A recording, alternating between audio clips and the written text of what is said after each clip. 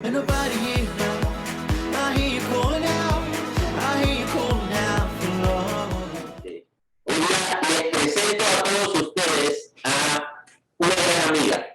Se llama Gina Armoye, corredora de bienes raíces y con años de experiencia. Ella se va a presentar, va a explicar, va a compartir su bio. Wow, Gina, la quiero y aprecio bastante, una gran persona.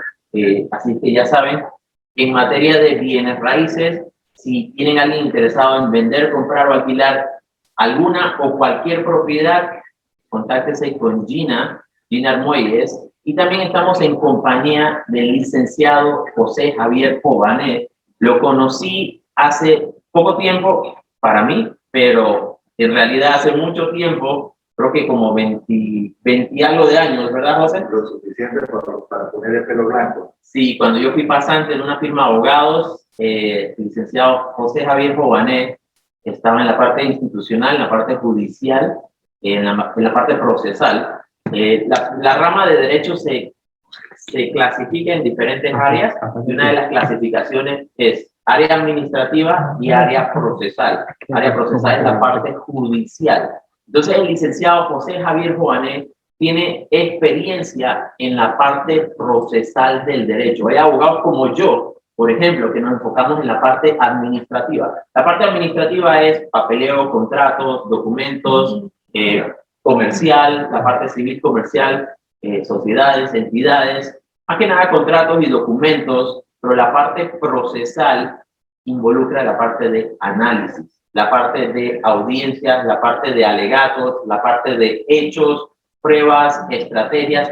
Ahí, bueno, en mi carrera de Derecho siempre decían que ahí es donde un abogado debe estar, en la parte procesal, un verdadero abogado. Pero como los procesos son largos y a veces tediosos, y ahora nos va a compartir algo de los procesos, yo preferí enfocarme en la parte administrativa. Así es que para hacer este conversatorio, yo dije, bueno, ¿quién es un buen procesalista en materia de derecho procesal civil para compartirnos este tema que es caliente, este tema que es importante, de mucha relevancia desde el año pasado que inició COVID, en marzo, y desde el año pasado que inició, creo que en mayo, lo de la prohibición o lo del decreto, que ahora va a compartir Gina y el licenciado José Javier Jovanet. Bueno, no se diga más, somos Keller Williams, franquicia inmobiliaria internacional. Estamos aquí por ustedes y para ustedes, porque este es un tema caliente. Estamos en Zoom conectados, y estamos en Facebook Live y estamos en Instagram Live. Así es que pueden hacer sus preguntas. Yo voy a monitorear personalmente las preguntas y cualquier pregunta que tengan, Gina va a hacer un conversatorio buenísimo. Unas preguntas clave. Anoten las respuestas, porque esas respuestas en algún momento, algún cliente, algún familiar, algún conocido, algún amigo te van a hacer esas consultas. Así que pongan mucha atención, cierren su Netflix, pongan mucha atención a lo que el licenciado José Javier Jovanet va a responder, porque este tema es muy importante. No se diga más, iniciamos y los dejo en compañía y en manos de Gina Armuelles y José Javier Jovanet. Un fuerte aplauso. Hola, buenos días a todos, gracias por acompañarnos. Soy Gina Armuelles, licenciada en Mercadotecnia. Soy corredora de bienes raíces, poseo licencia como persona natural. He llevado a lo largo de estos 18 años experiencias muy bonitas, conociendo a personas, llevando alegría a familias cuando encuentran su hogar ideal, así como también asistiendo a clientes inversionistas. He trabajado de manera independiente con algunas inmobiliarias y hoy día me encuentro como asociada de la franquicia inmobiliaria número 1 del mundo, Keller Williams. Así que ya saben, corredores con licencia de persona natural están invitados a formar parte de esta gran familia. Nos brindan un gran soporte tecnológico, soporte legal y sobre todo mucha capacitación. Es una empresa basada en valores. Así que ya saben, están bienvenidos a formar parte de esta empresa. Me encuentro aquí con el licenciado José Javier Jovanet, ¿verdad? Que nos va a conversar y nos va a orientar sobre el lanzamiento de arrendatarios en tiempos de COVID. Bienvenido, licenciado. Muchas gracias. Primero que nada, agradecer a Keller Williams por la deferencia de invitarnos a compartir nuestra experiencia. Mi nombre es José David Jované Cortés, para quienes me conocen. Abogado, tengo 22 años en el sector privado, 10 anteriormente institucional. Como abogado litigante, uno de los procesos más comunes en el área procesal civil es el lanzamiento por mora y por desahucio y lanzamiento por intruso. Como todos sabemos, estas disposiciones han sido afectadas por la condición, la pandemia mundial y nacional, lo que obligó al gobierno a emitir una serie de decretos ejecutivos que alteran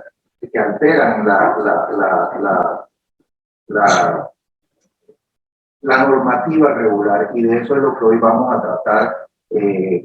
Dependiendo de las inquietudes que tú me manifiestes, así mismo vamos a compartir con quienes estén viendo este live. Perfecto. Bueno, podemos iniciar con la pregunta base, que es ¿cuál es el fundamento legal que regula los lanzamientos durante COVID? Bueno, como les dije, el lanzamiento siempre ha estado regulado, siempre estuvo regulado en el Código Civil y en el Código Judicial. Pero por motivo de la pandemia, el gobierno emitió una serie de decretos ejecutivos, siendo el último el 411 del 31 de diciembre del 2020, que modifica dos decretos previos. El primero, el que se había emitido, el 141 del 20 de mayo. Recuerden que la pandemia empieza como el 20 de marzo, por ahí, oficialmente, y en vista de que se extendió, obligó al gobierno a emitir una serie de decretos en materia de regulación, porque teníamos un problema social. La gente no podía moverse. Debemos ubicarnos en el tiempo que es el momento de restricción más fuerte. Si las personas no podían ejercer su actividad económica porque prácticamente nos encerraron, entonces tampoco podían pagar sus obligaciones, lo que hace que obliga al gobierno a tomar una serie de decretos ejecutivos de orden público para suspender la normativa regular en materia de eso. Y posteriormente, el 7 de agosto del 2020, se modifica eso, porque estamos ante una situación inédita en la historia nacional y mundial. Es decir, empezaron las empresas a suspenderle los contratos a los trabajadores.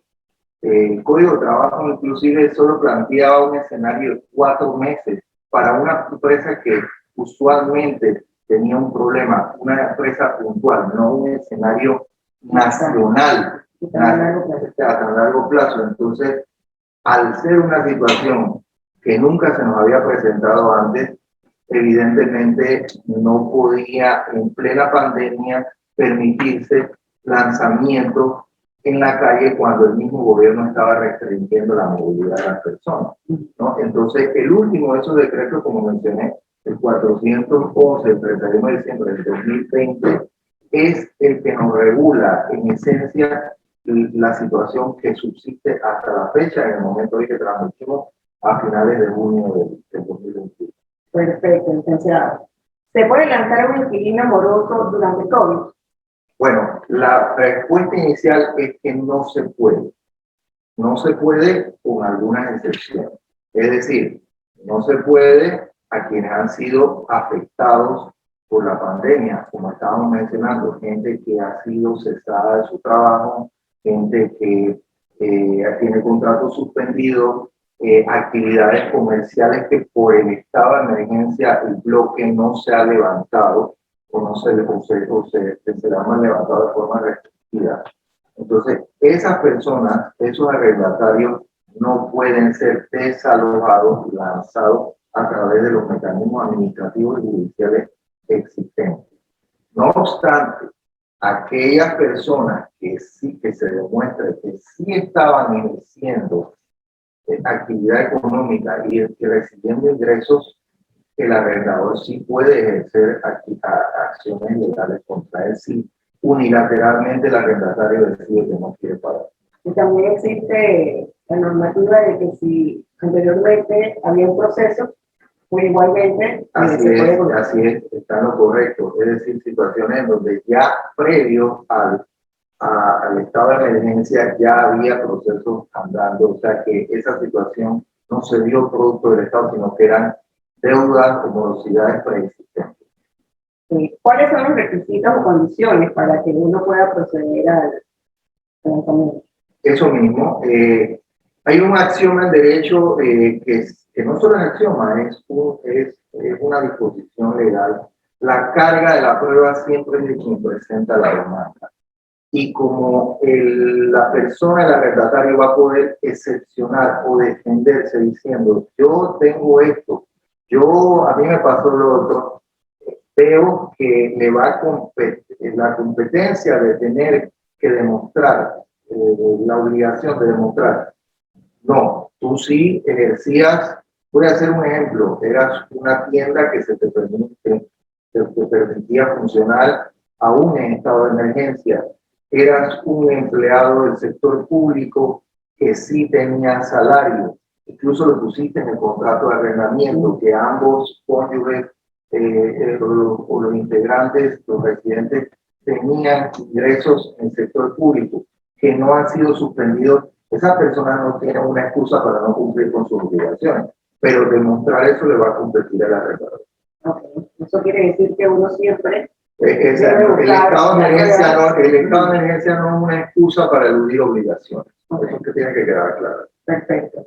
¿Cómo un inquilino debe demostrar que ha sido afectado económicamente en sus ingresos para poder dejar de pagar el canon de arrendamiento? Efectivo, hay diferentes situaciones. Está el que tiene el contrato suspendido, pues definitivamente tiene la resolución la prueba que su empleador lo suspendió el contrato y tiene las disposiciones de carácter administrativo que dicen que está suspendido y que no hay ni obligación del empleador de pagarle ni del empleado de trabajar.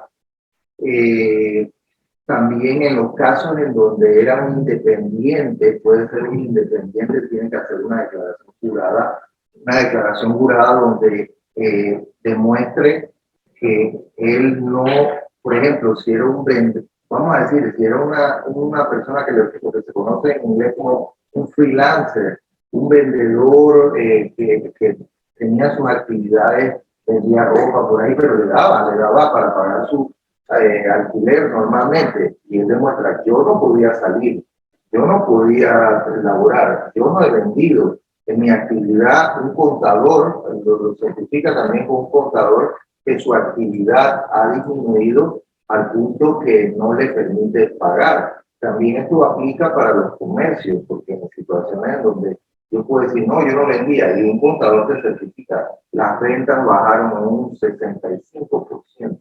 No puedo hacer frente a mis obligaciones. Esas son formas en donde también la persona afectada demuestra ante el arrendador que no está en capacidad de pagar. Si hay controversia, que va ante la autoridad administrativa para dirimir esa controversia. Ok, perfecto. O sea, ¿cuántos meses debe el inquilino para que un propietario pueda lanzar? El tiempo regular siempre fue 2 meses. Estaba así y el código judicial lo establecía. Lanzamiento por mora si la persona estaba atrasada en el canon de arrendamiento por 2 meses. Pero todo eso ha sido alterado nuevamente por estos decretos ejecutivos que hemos mencionado, ¿no? Eso es la norma general.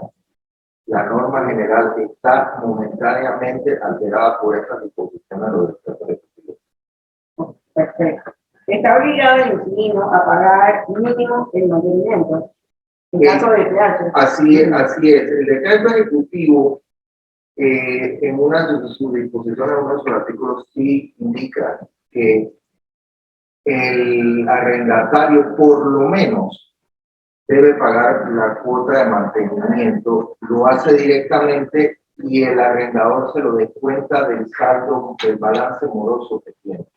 Esto tiene su explicación porque uno se pone en el lugar de quien ideó la disposición. es que no quiere que encima el arrendador sea el que tenga, encima que no recibe el beneficio, sea que tenga que pagar, la cuota de mantenimiento, y por lo menos debe hacer un esfuerzo para cubrir eso, ¿no? Tiene total sentido. Ok, perfecto. Está obligado perdón, es obligatorio para el propietario o una oportunidad aceptar un arreglo de pago. Yo lo veo, miren, el derecho no es como las ciencias naturales ni la ingeniería, que son ciencias exactas porque tiene que ver con el ser humano. Yo diría que en la mayoría de las ocasiones es una oportunidad. ¿Por qué?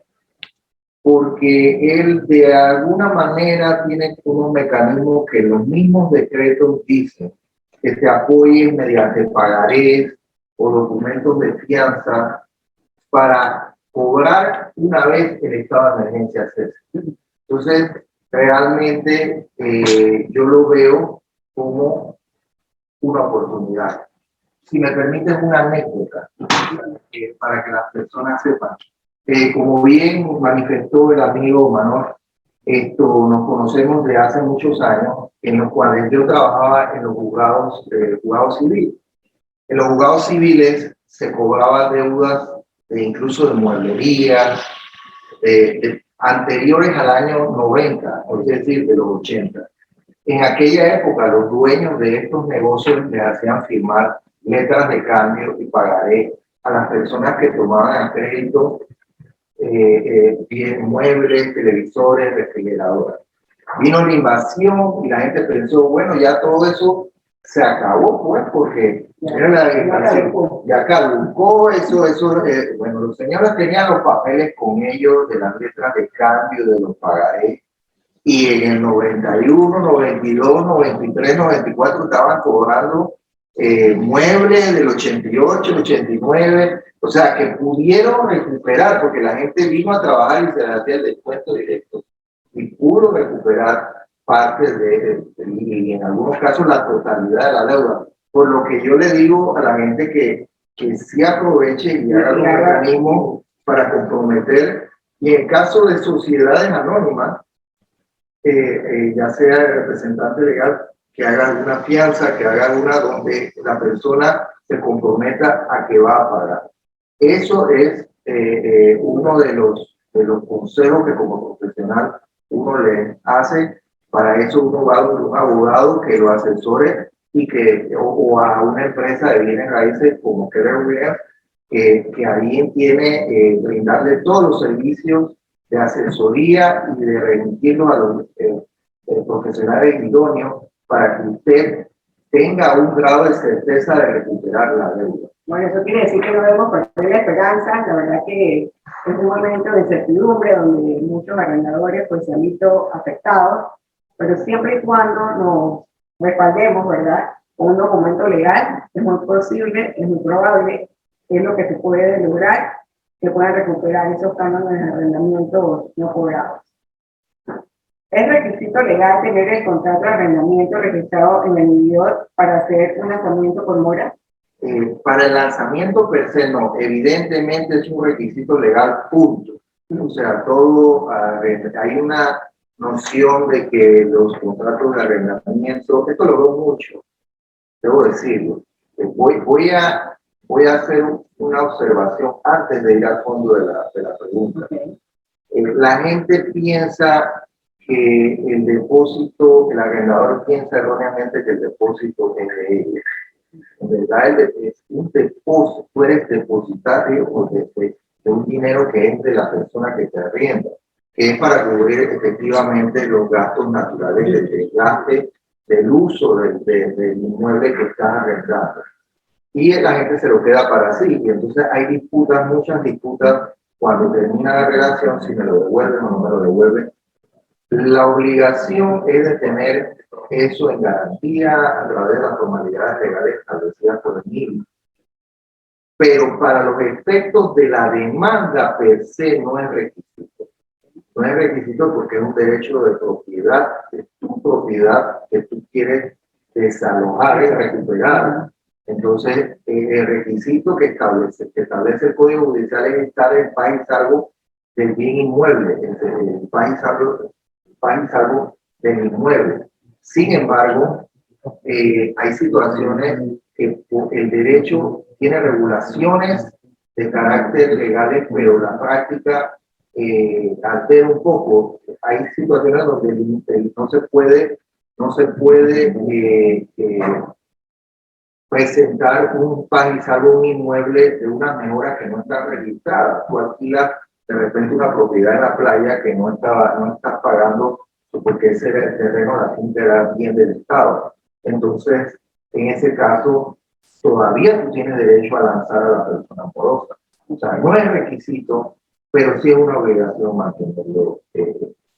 mantener los depósitos, garantía y los contratos registrados en el. En realidad, pues no es una falta administrativa, pero no es un derecho que tiene. No anula el proceso de lanzamiento, no tener contratos. Perfecto. ¿Como cuántos serían los honorarios legales para un lanzamiento por mora durante COVID? Bueno, mira, aquí tenemos una situación, esta es mi opinión personal de la cual yo me hago responsable, porque como abogado, dicen, hay 2 abogados, hay 5 opiniones. La tarifa honorarios profesionales de los abogados establece un mínimo, casualmente recientemente este año, creo que hubo una resolución que la aprobó. Hay situaciones en donde ahí dice una cifra que no la quiero ni mencionar para no asustar, porque en verdad no va acorde a la naturaleza. Si tú tienes, por ejemplo, un arrendamiento de $1,000 y cobras 2,000 por 2 meses morosos, le estás quitando la ganancia al puerto. La idea es recuperarle al cliente. Entonces yo sigo manteniendo que sí hay que tener una ética profesional en el cual tú no puedes regalar tu trabajo. Tiene que ser consono al tipo de arrendamiento, al tipo de cliente, al tipo de actividad. No es lo mismo cobrarle a un centro comercial que quiere lanzar a su cobra porque está una actividad que alguien que modestamente tiene un apartamento alquilado. Así que va a ser en mi modo de ver convencional. Se pacta con el abogado. Perfecto. Licenciado, ¿qué recursos tiene un propietario ante un inquilino que tiene más de un año ocupando y que se ha sido afectado económicamente en sus ingresos? ¿Qué puede hacer un propietario ante un inquilino que no paga? Bueno, realmente ya te digo, ahí estamos ante el escenario regulado por el decreto ejecutivo. Aquí, si él demuestra, lo importante es demostrar que sí ha sido afectado. Es decir, he sido cesado, mi empresa quebró, tengo equidad, la actividad a la que yo me desenvolvía, no me han vuelto a contratar. Él va a tener el aval de la misma norma. Sin embargo, aquí tengo que hacer claro, no es lo mismo lanzar que cobrar la deuda. La gente, por alguna extraña razón, piensa que el canon de arrendamiento, la deuda desaparece. El decreto no regula la deuda, regula el acto de la recuperación del bien inmueble per se. Es decir, que si yo sé que esa persona tiene bienes, como por ejemplo cuentas bancarias, automóviles, otras fincas, porque resulta ser que la persona dice, pero tiene una finca de un valor considerable, la persona puede demandarte. Yo no quiero ser académico o dogmático porque me estoy dirigiendo a un público amplio, pero recordemos, la relación, el arrendador es acreedor y el arrendatario es deudor. ¿Qué hace un abogado? Cobrar una deuda ante el sistema judicial, a través de los procedimientos, y la deuda de alquiler es lo que se conoce como un título ejecutivo. Usted siempre tiene los alquileres no pagos como un título ejecutivo que yo lo puedo cobrar. Y si debo decirlo, quizás este es el lado duro, precisamente como dice la acción, el lema, es un trabajo muy difícil, pero alguien tiene que hacerlo. Las personas que me conocen saben, y yo lo cuento de anécdota, yo he ido a hacer cobros de deuda a través de procesos ejecutivos de secuestros y embargos, en donde yo he ido a la casa de las personas y hay una serie de bienes que el código dice que no se pueden embargar, pero dicen que otros sí se pueden. Entonces uno va hasta la casa del individuo y dice, me gusta ese cuadro, ese es un Picasso, me lo llevo. Y esa joya, esas alhajas tienen un valor, ese Rolex, me lo llevo. Y me ha tocado, y dice, hay 3 televisores, hay uno que es para consumo, bueno, el que tienes en tu cuarto, pues de 65 pulgadas, tú te quedas con el chiquito, yo me llevo el grande. ¿Me explico? Ese escenario se puede dar todavía en este momento. No podemos perder la esperanza. Pero no solo no perder la esperanza, es de la óptica tanto del inversor y es un mensaje también para el arrendatario, que no seamos, como decimos en Panamá, un huera vivo. Es decir, yo puedo ir contra ti, puedo atacarte tus bienes. Hay gente que dice, no, pero ese es el televisor donde jugamos PlayStation. Oh, sorry, se lo puede llevar el abogado. Así que, ojo, la pregunta que me hiciste es, ¿cómo puede hacer para cobrar esa deuda? Se puede cobrar. Puede que no te lancen, pero te puedo cobrar. Perfecto. Si el dueño vende su propiedad que está alquilada, el comprador tiene que hacer un nuevo contrato de arrendamiento con el mismo inquilino. En el criterio se tiene que respetar el contrato con el dueño, tiene que respetar los términos del contrato. Y máxime si vence ahora en COVID, el mismo decreto establece una extensión de los términos. Es decir, que si vencía ahora en abril, mientras no se levante el estado de emergencia y hasta un periodo por los 2 meses, tiene que respetar eso. Okay, perfecto. Sí, la verdad que podemos indicarle pues a los arrendadores, ¿verdad?, que es importante que mantengan un estado de cuentas mensual con la deuda, con el canon de arrendamiento, lo que se pagó y lo que se adeuda. De esta manera podemos sustentar, cuando ya termine todo, ¿verdad?, que hay un dinero que se puede cobrar. Adicionando a lo que tú acabas de mencionar, tengo una experiencia, una vivencia. Precisamente uno tiene los años de experiencia, son vivencias. Y sí hay una situación en donde a veces en el recibo o en el pago no se hace el estado de cuenta de la morosidad pendiente. Y la persona puede aducir como que no tenía saldo pendiente, solo te debía ese mes. Es decir, que te estoy pagando y te estoy cancelando. Entonces, siempre en los estados tiene que decir el pago del mes que está cancelando y si hay una morosidad, el balance de la morosidad. Nunca olvidar esa práctica, ese uso comercial que en caso de controversia es una prueba a favor del arrendador. Buenísimo. José y Gina, tenemos varias preguntas en el chat.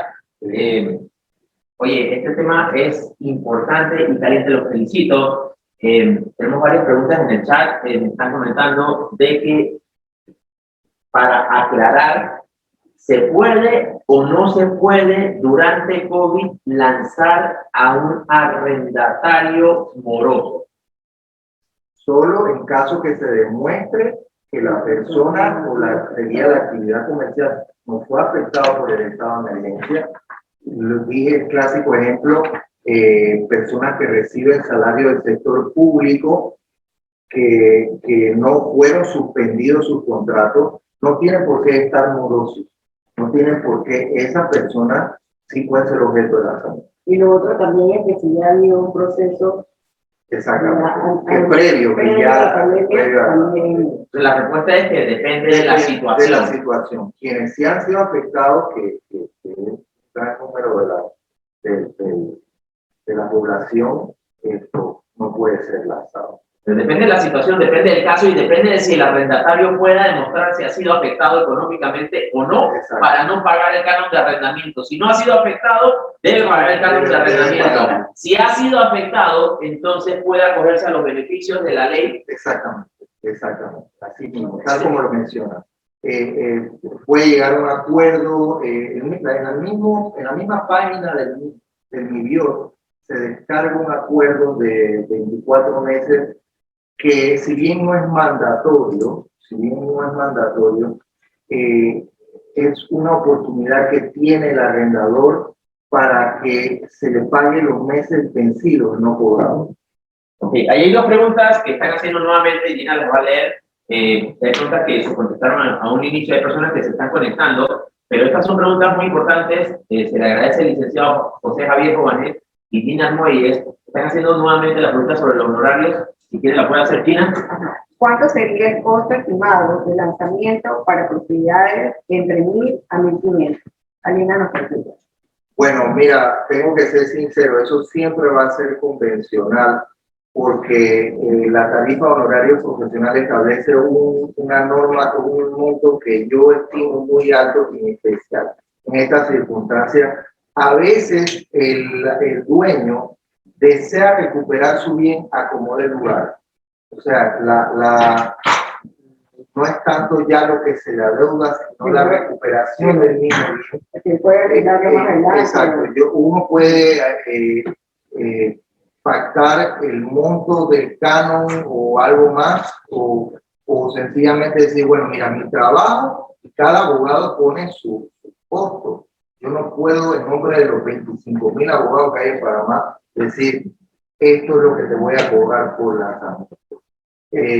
Yo digo que uno toma en cuenta la posición del cliente, el tipo de local de que se trata, una serie de variables que son las que el trabajo invertido, si yo puedo recuperarte en menos tiempo o en más tiempo, los procesos de lanzamiento demora. ¿Más o menos qué tiempo? Mira, está hecho para ser rápido porque habla de tiempo muy corto, de 5 días se le notifica y tiene 10 días para desalojar, 5 días para demostrar que está al día, 10 días para desalojar, pero eso nunca se cumple. Es decir, que 15 días hábiles, pero verdad eso porque las personas siempre apelan y eso se va en apelación a otro juzgado que conoce el tema y eso va a ser, los procesos de lanzamiento no son rápidos, a pesar de que los términos así lo indican. Por eso creo que insiste una pregunta, si mal no recuerdo, si era una oportunidad o un deber. Yo lo veo como una oportunidad.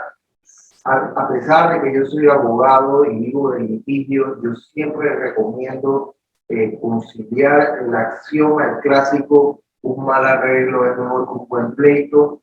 Yo soy de los que insto siempre a buscar un acuerdo, mediar, conciliar. Si no hay otra fórmula, bueno, para eso uno tiene conocimiento para presentar los procesos. Buenísimo. Bueno, Ana Cristina nos consulta una pregunta que anteriormente ya habíamos contestado, ¿verdad? Que era que debe estar registrado el contrato en el MIBIOR para hacer el cobro o lanzamiento.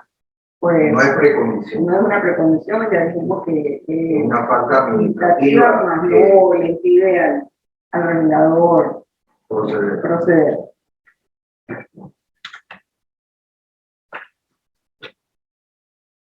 Bueno, la verdad que esperamos que hayamos podido responder la mayoría de las preguntas. ¿Tienes algunas otras?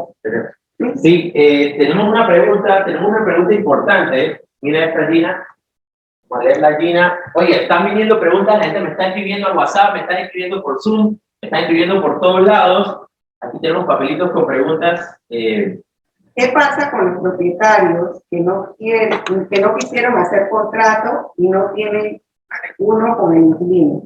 experto en la consulta. Bueno, sí existe siempre ha existido situaciones en donde hay contratos verbales, ¿no? No es lo usual.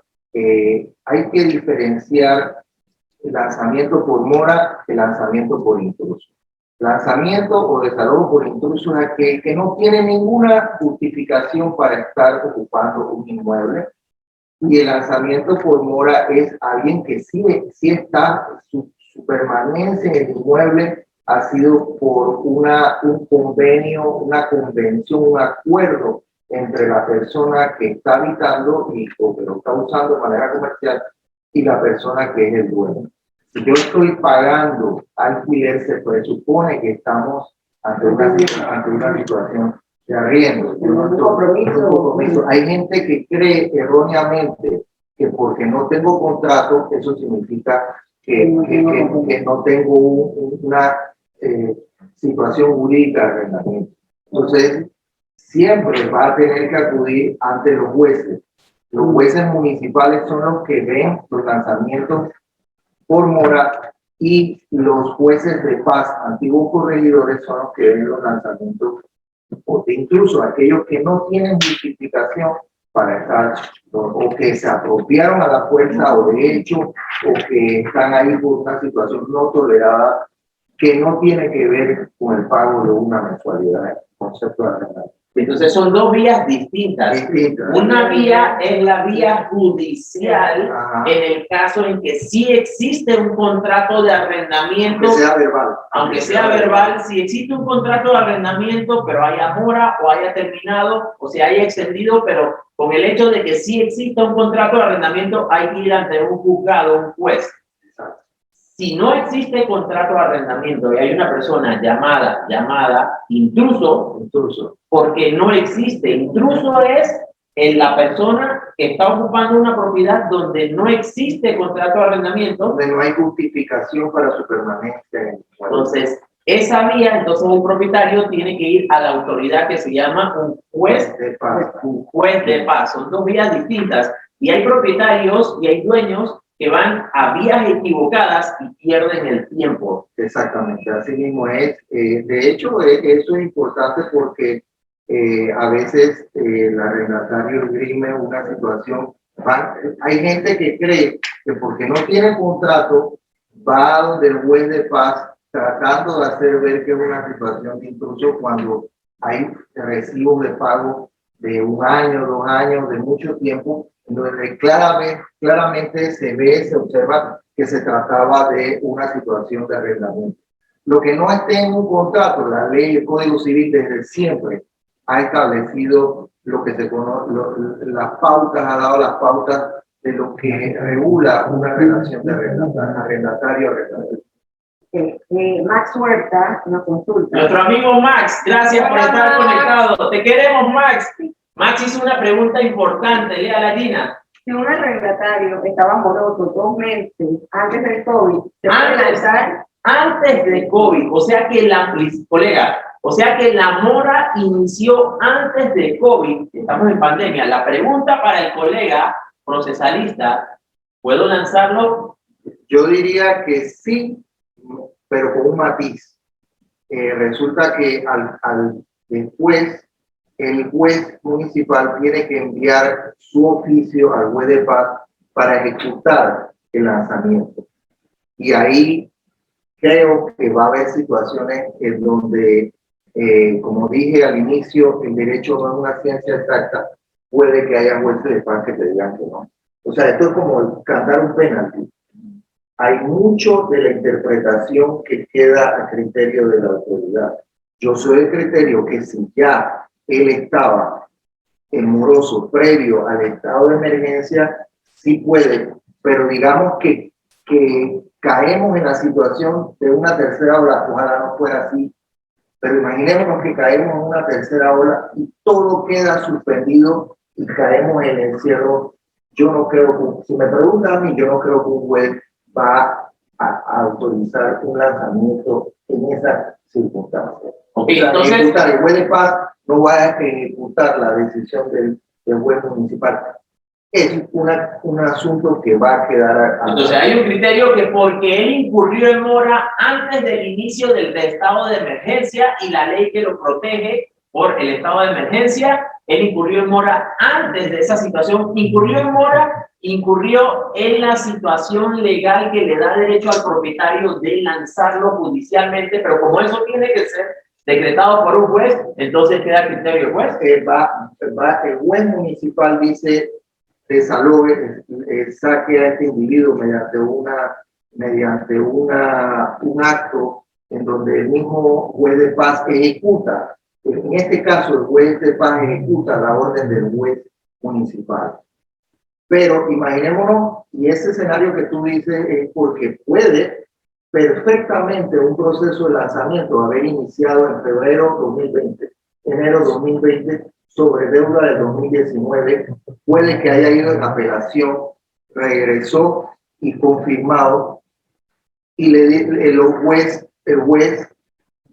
municipal manda una nota diciendo: señor juez de paz de Betania, señor juez, como quiera que ya se ejecutorió la resolución en la que se lanzaba al ciudadano X, sáquelo al término de la instancia, haga todas las gestiones para sacarlo. Y supongamos que ahora viene y por la tercera ola no se puede uno mover. Fue un escenario hipotético, ojalá no se dé, pero factible porque ya no sucedió de marzo a junio de 2020. Yo no creo, sinceramente yo no creo que puede, aún teniendo esos oficios, vayan a hacer eso. Licenciado, tenemos aquí una pregunta de Grey. Dice: después del 30 de junio, ¿se podrá solicitar que desaloje la propiedad? No, el decreto sigue vigente, mientras esté el estado de emergencia. Mientras esté el estado de emergencia, cuando el gobierno nacional anuncie el levantamiento del estado de emergencia, entonces empiezan los términos que establece el decreto 411 del 2020, el cual 2 meses después, ¿no? Y en caso de los comerciales, 1 para ser exigible y 1 para ser pagadero. Ok, perfecto. Mira, aquí tenemos una pregunta que dice: si la persona está trabajando y su ingreso es a base de comisión y dice que está afectado por COVID porque las rentas bajaron, ¿eso es válido para no pagar renta? O sea, trabajando, disculpen, que no, La comisión. o sea, está trabajando y ese siempre fue su trabajo, ventas y comisión. Ahora dice que no tiene plata.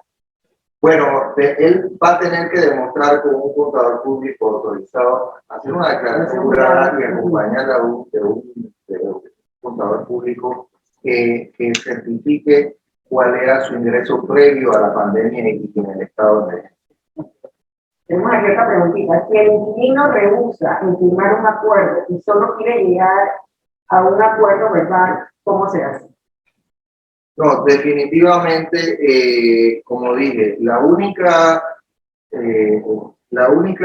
forma es, el arrendador puede intentar el lanzamiento, pero la carga de demostrar, él va a tener que demostrar que el arrendatario seguía teniendo su ingreso de la misma forma previo a la pandemia.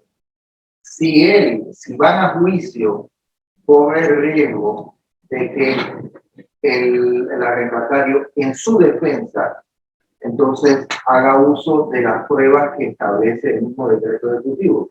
De repente él presenta, si lo demandan, presenta una declaración jurada, el contrato cesado, el mutuo acuerdo laboral, todas esas situaciones. Pero aquí yo creo que ellos se están refiriendo más que todo es qué validez tiene, si es verbal o escrito. No. Como el mismo decreto establece, para que sea válido, tiene que ser el escrito, preferiblemente en el formato que el mismo MIBIOT y se registra en el mismo MIBIOT que se llegó a ese acuerdo. Realmente esto de que no, yo te prometo que te voy a pagar. Y ya dije, algo importante para esa persona que está preguntando. La deuda no se elimina y hay formas de cobrar la deuda. ¿Ok? Ana Cristina consulta, al vencer el contrato, ¿se puede tomar la cláusula de no renovación y debe desalojar? ¿Y si hay menores? No, ahí lo dice el decreto que se extiende mientras él estaba en emergencia. Los términos, aunque todos los contratos que finalizaron durante este último año, los términos se extienden por fuerza de la ley, por mandato de la ley, hasta que él estaba en emergencia. Después, el arrendador no está obligado a renovarlo, pero por el momento tiene que tolerar la permanencia de la persona. Bueno, la verdad que ha sido un placer para nosotros poder... Hay una pregunta que dice, ¿cuánto tiempo dura el proceso de lanzamiento? Yo contesté, pero igual lo respondo nuevamente. Miren, y aquí yo tengo que ser serio, el profesional del derecho que le diga a usted que él controla los términos de un juzgado es una persona que está faltando a la ley. El abogado no sabe y no puede saber la cantidad de trabajo que tiene un juzgado, porque los términos, una cosa es los términos judiciales, que son relativamente cortos, y otra cosa es el procesamiento que cada juzgado hace de su causa. Usted está en una lista con 3.000, 4.000 por delante de usted, y eso es lo que determina cómo se mueve un expediente. Yo le soy franco y esto le puede erizar la piel. Yo he estado en proceso de lanzamiento de 2 años. Sí, exacto. Entonces, tanto si actúo como demandante como demandado, porque uno sabe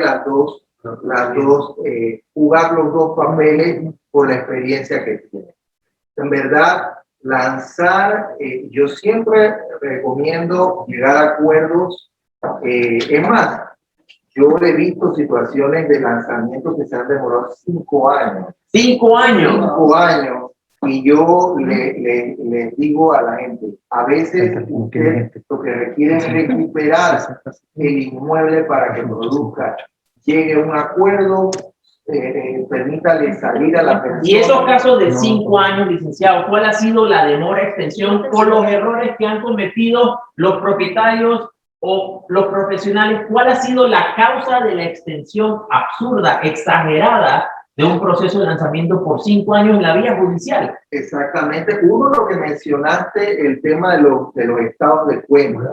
De los estados de cuenta, porque la demanda siempre se tiene en función de lo que se debe, y las personas presentan incidentes diciendo, no, yo te pagué de los 50.000, yo sí te pagué $20.000. Entonces, uno de los errores y los tips, uno de los errores es la organización de las pruebas. Exactamente. Todo el material probatorio, y hay veces que se presentan las demandas y no hay las pruebas, el estado de cuenta, como dice Gina, el estado de cuenta con los saldos, al día. Con los cargos. Otra cosa, errores que cometen, y hasta en las mejores casas se ve gente que a mí me sorprende, gente con años de experiencia en materia comercial. Yo he visto que firman como el arrendador en una sociedad anónima, pero quien recibe a título personal,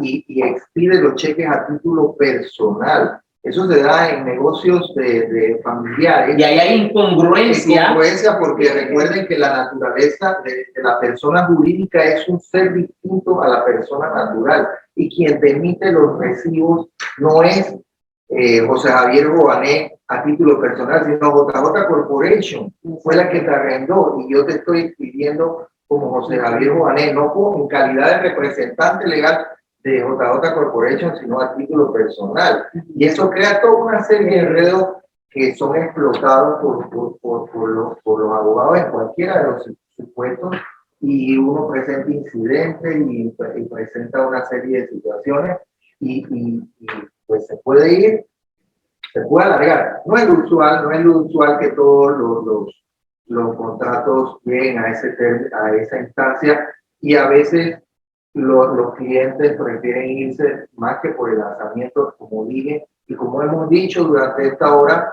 a través de el proceso ejecutivo. Si son situaciones donde son empresas de locales comerciales, alquilando locales comerciales, tienen cuentas bancarias, tienen una administración de negocios, y a veces yo le digo, vámonos por la administración, vámonos por los bienes, vámonos por los automóviles antes de irnos por el lanzamiento. Entonces, un error, usted está diciendo que un error que ocasiona atrasos, por ejemplo, que la propiedad esté a nombre del marido, del esposo, y el arrendatario le paga a la esposa. Sí, también una desventaja para, exacto, también porque esto no solo es aquí el consejo para ambas partes, porque la seguridad jurídica es de 2 vías, porque ustedes también asesoran a personas que van en busca de un alquiler, y de repente la persona que te emite el recibo de pago del estado de cuenta te tiene que ver, porque siempre dice, no, yo siempre trataba con doña Juana, y nunca se dio cuenta que cuando firmó, o no cayó en cuenta que cuando firmó hace 5 o 6 años, firmó como Juana Investment. Y entonces, yo siempre viví con el esposo de la señora. Eso que dice es cierto. Pero supongamos, si usted representa a un inquilino, a un arrendatario que dice que le ha pagado a un tercero, es un pago indebido. El pago de un inquilino debe ir al propietario. Al que, con quien usted suscribió, con que usted, si es persona natural, a esa.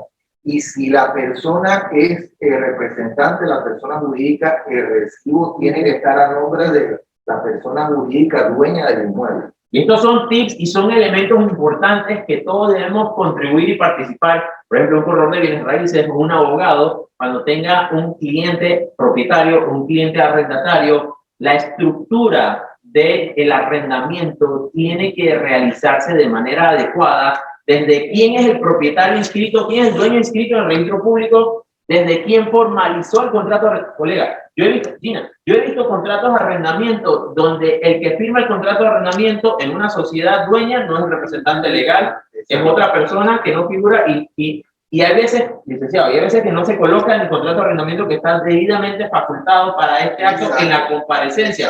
Hay una falla. Esa comparecencia donde no se coloque en el contrato de arrendamiento que está debidamente facultado puede ser causal de nulidad de ese contrato. Exactamente. Mira, y un detalle aquí adicional. Debo decir que la Internet nos ayuda mucho, pero la Internet no suple al abogado. No solo en el arrendamiento, sino en compraventa, pero no es el tema de hoy. Pero la gente piensa que bajando un modelo de Internet, los contratos, el que bajó el modelo no necesita abogado. Y después, por no pagarle a una asesoría, a un abogado, un contrato de arrendamiento, de un formato de contrato de arrendamiento, vienen los dolores de cabeza, que cuestan muchísimo más. El arrendador tiene que estar asesorado para hacer buenos contratos de arrendamiento, cláusulas específicas, situaciones en especial quienes arriendan amueblado,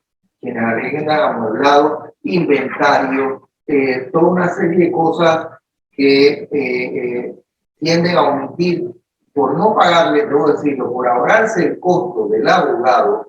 El dolor de cabeza después, el pago es 3, 4, 5, hasta 10 veces más por no asesorarse correctamente. Y errores tan tontos como una coma mal puesta. Una coma mal puesta cambia el sentido de la frase. No me interesa, no, coma, me interesa. Una coma mal puesta. Entonces, lo que acaba de decir el licenciado José Javier Jované es que no se ahorren esos honorarios de contratar a un abogado idóneo para que revisen o redacten un contrato de arrendamiento. Un corredor de bienes, tiene lo máximo, pero un corredor de bienes raíces no es abogado, y la redacción de un contrato de arrendamiento tiene que revisarse, crearse, redactarse por un abogado idóneo, o por lo menos revisarse, porque una coma mal puesta cambia el sentido y frase y puede ocurrir un desastre. Ya el licenciado dijo, hay procesos que han demorado años, 5 años, absurdamente, porque dentro de la estructura organizacional del negocio del cliente,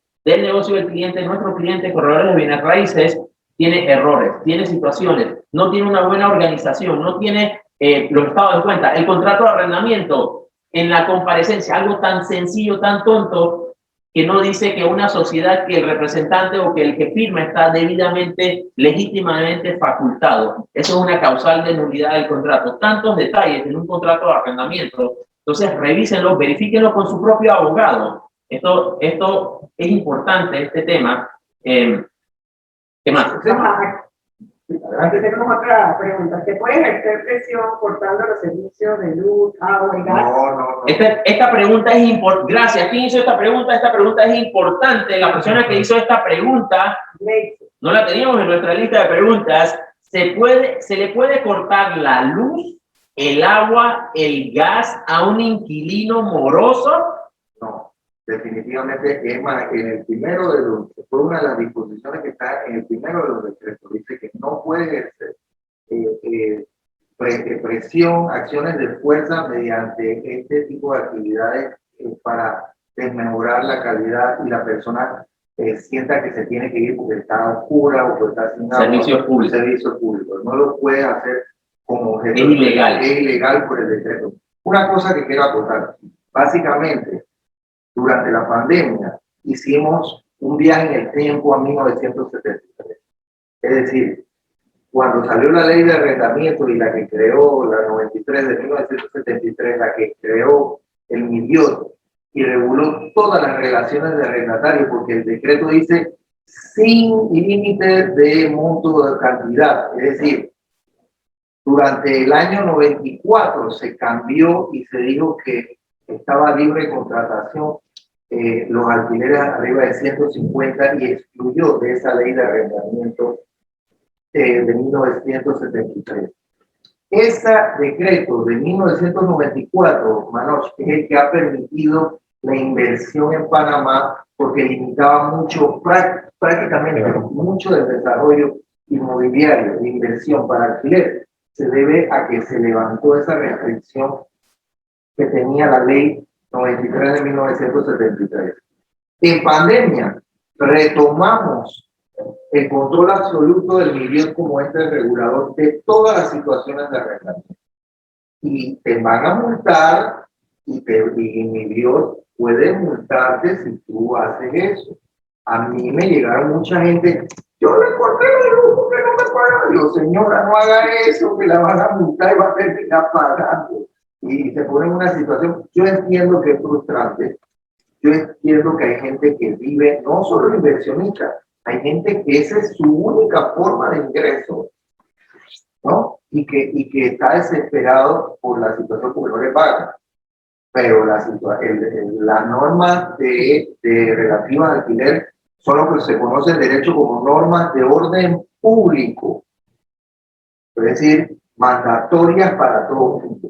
Entonces, es ilegal cortarle la luz hoy día, en tiempos de COVID, en tiempos de pandemia, los servicios inquilinos no se les puede cortar. Ok, perfecto. Mira, Ana nos consulta, si un arrendador por motivo económico debe ocupar su propio bien que tiene arrendado, ¿puede sacar a la arrendataria? Eso se conoce como desahucio. Eso es, en mi entender, sí afectado por la pandemia. En mi entender, porque no se especifica, pero los lanzamientos en el Código Judicial son un acápite en donde existe la figura de desahucio. Por ejemplo, mi hermana no tiene dónde vivir, yo tenía arrendado mi segundo apartamento. Yo le digo, mira, ¿sabes qué? Yo tenía un contrato contigo de 2 años, pero como mi hermana enviudó, ahora necesito que ella tenga ese apartamento. O que el arrendador le hayan terminado su contrato de arrendamiento. El desahucio implica una facultad del arrendador de no cumplir con los términos del contrato porque necesita la vivienda para un familiar. Exacto. Entonces, exacto. Pero mi interpretación, obviamente, yo hago la salvedad, puede haber. Queda criterio judicial. Queda criterio judicial. Mi interpretación es que esta no puede hacerlo. Porque la ley de lanzamiento lo protege al inquilino. Protege al inquilino. Y esto, corríjame, ustedes que son más expertos en este tema, Gina en materia de arrendamientos y José en materia de lanzamiento procesal, en Panamá hay leyes proteccionistas a una de las partes. Por ejemplo, yo soy muy curioso y me gusta a veces sueño un poquito mucho y demasiado y hablando en voz alta. Por ejemplo, en materia de familia, la ley de familia protege más a la mujer que al marido. Por ejemplo, en materia laboral, la ley laboral protege más al trabajador que al empleador. En materia de protección al consumidor, colega, la ley de protección al consumidor protege más al consumidor que a la empresa, que al ente económico que vende el producto o el servicio. Entonces, en materia de arrendamiento, corríjame, asimismo, a manera de analogía, en materia de arrendamientos, la ley de arrendamientos, y más ahora por situación económica de COVID, entonces, para que entendamos un poquito el concepto del espíritu de la situación y el espíritu de la ley, que en materia de arrendamiento, así como existen otras leyes que protegen a una de las dos partes en una relación bilateral, bilateral quiere decir un concepto legal en materia de cuando hay dos partes, la ley de arrendamiento, de la ley 93 desde el año 1973, las modificaciones y ahora las leyes que protegen a la situación de pandemia. La ley de arrendamiento protege más a un arrendatario que a un arrendador, ¿correcto? Así es, básicamente es así, como te dije, durante décadas esa situación se fue liberalizando al punto que quedó la libre contratación. Pero como estamos en un estado de emergencia, lo que no quieren es gente que en plena pandemia, no querían que gente en plena pandemia estuviera en la calle circulando y aglomerándose. Entonces se ha establecido esto como un estado, valga la redundancia, particular, singular, de emergencia. Yo diría que lo que tú dices es cierto, y hay que recordar que esto es así porque Panamá en los años 20 sostuvo un movimiento, lo que se le conocía como el inquilinato. Es decir, en los años 20. En los años 20. 1920. Usted no estaba en esa época, ¿no? En la década de los 20 hubo un movimiento del inquilinato en donde hubo una revuelta social, en donde había cobros de alquileres muy altos proporcionalmente a lo que ganaba la población, y no es como ahora. Hoy en día gozamos de un nivel de propiedad privada muy alto dentro de la clase media. En aquel tiempo, quienes eran dueños de bienes inmuebles era un minúsculo grupo de gente. No existía ese concepto de barriadas, no existía. Entonces, uno solamente estaba limitado a vivir en la vivienda propiedad ajena.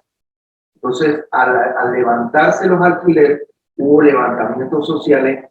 Ese espíritu fue recogido por esa ley de 1973, que, como recordarás, con el golpe militar se recogió mucho de esas luchas que eran sociales. Yo discrepo de lo que fue ese periodo histórico, pero tengo que reconocer que la óptica o la filosofía era esa. Una vez pasamos ese periodo de la historia y viendo que efectivamente, tal y como te lo mencioné, en 1994, con el decreto 294, se sacó del ámbito de aplicación de la ley 93 de 1973, se sacó del ámbito de aplicación los alquileres arriba de 150, que ya para los efectos eran casi todos. Subsisten aquellos viviendas muy humildes que están protegidos con una serie de términos mucho más, incluso mucho más fuertes que estos decretos ejecutivos. La ley de 1973, tal como bien lo acotaste, era hiperproteccionista del arrendatario, porque se basaba en un concepto de la vivienda como derecho social, más que el derecho de propiedad privada del dueño. Entonces ahora se aplican las normas de derecho civil en materia de arrendamiento y las leyes y reglamentos. Básicamente volvemos momentáneamente al espíritu de esa ley de 1977. Con estos decretos Con estos ejecutivos. decretos ejecutivos, que restringe la capacidad del dueño de la propiedad privada. Pero obviamente es un tema coyuntural. ¿Ok? Alina, consulta. En el caso que no pague arrendamiento, pero es un contrato nuevo, ya estaba moratoria, son intocables también. No pague arrendamiento, pero es un contrato nuevo, ya está moratoria. O sea, si hay un arrendatario, hay un contrato de arrendamiento nuevo. Ok. Me encanta, Alina, lo que considero esta pregunta. Hay abogados que están colocando una cláusula, oiga, Alina, hay abogados que están colocando una cláusula en los contratos de compra-venta nuevos, de promesa de compra-venta y en los arrendamientos nuevos, que una cláusula que diga, declara el arrendatario, declara el promitente comprador, que declara que reconoce y acepta de manera voluntaria, espontánea y libre que no ha sido afectado económicamente por la pandemia en una cláusula dentro del contrato, dentro de un contrato de arrendamiento nuevo y una promesa de compraventa. Entonces, ¿pudiera argumentar ese arrendatario? No, él lo está diciendo. Ahora, efectivamente, eso es una arquitectura jurídica contractual. Es decir, yo diseño un contrato para hoy nuevo para cubrirme esa situación. Incluso uno puede asimismo hacer firmar pagaré, tomar fiador, Más garantías de pago que antes no se exigía por la situación para que alguien con una relación jurídica nueva no se beneficie. Si yo estoy haciendo... Como los bancos cuando uno firma una nueva hipoteca hoy día. Exacto. Así mismo. Entonces, ¿qué pasa si ese nuevo deudor hipotecario, ese nuevo hoy día arrendatario, ese nuevo promitente comprador, qué pasa si, boom, después de un mes, todavía sigue el estado de emergencia? Mira, yo te voy a decir una cosa. Eso me recuerda esas cláusulas de no devolución de abonos que hacían muchos inmobiliarias, en donde decía que los abonos eran totalmente, absolutamente como abono a no eran recuperables. No reembolsables. No reembolsables en palabras llanas. Eso se sometió a criterios de la jurisdicción de protección al consumidor de los juzgados de comercio y declaró que esas cláusulas eran ilegales. Porque la ley protege al consumidor. Exactamente. Es decir, no me gusta hablar en términos de mi experiencia, pero es la que tengo. Me tocó una vez un contrato de $800,000 de un abono de $280,000 sobre $840,000. Y fuimos mi cliente, eso fue en el año 2008 que hubo la caída económica mundial de todo. Y era un apartamento en Costa del Este y mi cliente cayó en insolvencia en su país de origen y yo fui donde el promotor y el promotor me dice, aquí dice que su $250,000 me lo quedé yo. ¿Me explico? Entonces yo le digo, bueno, le digo a mi cliente, tengo fallos de jurisprudencia que dicen que si le tienen que devolver una parte, el promotor tiene que devolver que sí ha sufrido algún tipo de perjuicio para retener una porción del abono, pero usted va a recuperar alrededor de un 80%.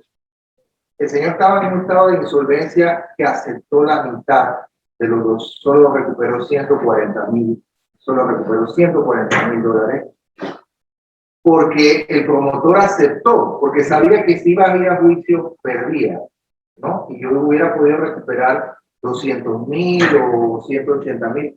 Pero como hemos dicho siempre, a veces es mejor un mal arreglo que un buen pleito. Recibí la devolución de los $140,000 inmediatamente.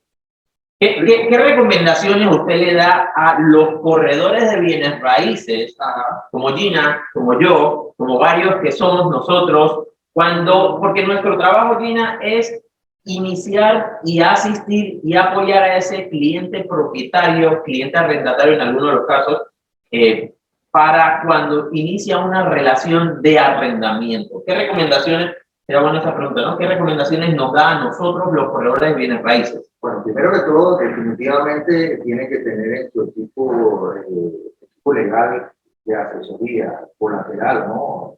Adjunto. Un contrato bien hecho. Exacto, lo que implica que el profesional del derecho establezca en cláusulas situaciones, prevenir situaciones de manera. Uno hace un contrato como para que cuando un juez lo vea, sepa cuál fue la intención de las partes. Recuerden esto, uno no quiere ir al pleito, pero uno redacta un contrato que al final de cuentas no lo voy a interpretar ni yo ni la otra parte, lo interpreta un juez. Si yo asesoro al arrendador, yo tengo que ver los intereses del arrendador. Si yo asesoro al arrendatario, yo velo por las garantías del arrendatario. A veces estos contratos se consideran como contratos de adhesión. Tómalo o déjalo, ¿no? Tómalo o déjalo. El contrato, y a veces la capacidad del arrendatario es poca. En esas situaciones hay leyes de orden público que tú has mencionado, del consumidor, o de leyes propiamente del Código Civil, o situaciones donde los juzgados se han pronunciado y han dicho, no, esto no aplica.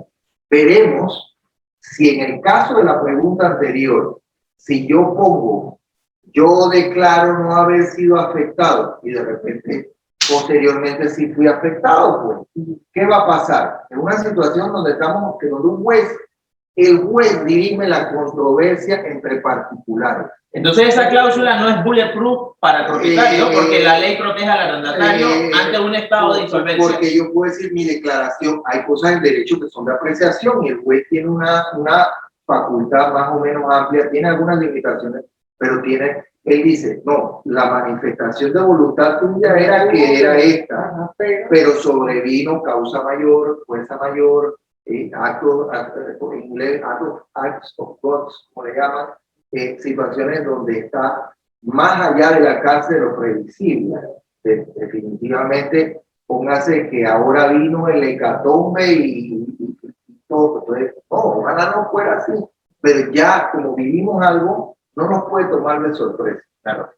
¿No? Ya tenemos 18 meses de experiencia en pandemia. Suficiente. Ya no más. Dios, por favor, vuelta a la normalidad, que venga rápido. Así es. Bueno, somos Keller Williams.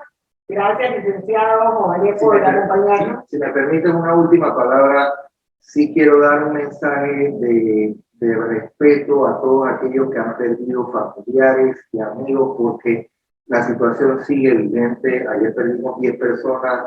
Esta semana yo perdí un cliente, amigo, y a todos ustedes, pues eso nos tiene que elevar moralmente a no abusar de una situación como la que estamos haciéndose pasar, en el caso de los arrendatarios, como una persona insolvente cuando sabemos que tenemos la capacidad de pago, tenemos que honrar nuestros compromisos. Asimismo, el arrendador tiene que tolerar situaciones que por disposiciones legales han sido establecidas. Cuidémonos y vacunémonos. Exactamente. Hoy vi que había gente que no estaba yendo a los centros de vacunación.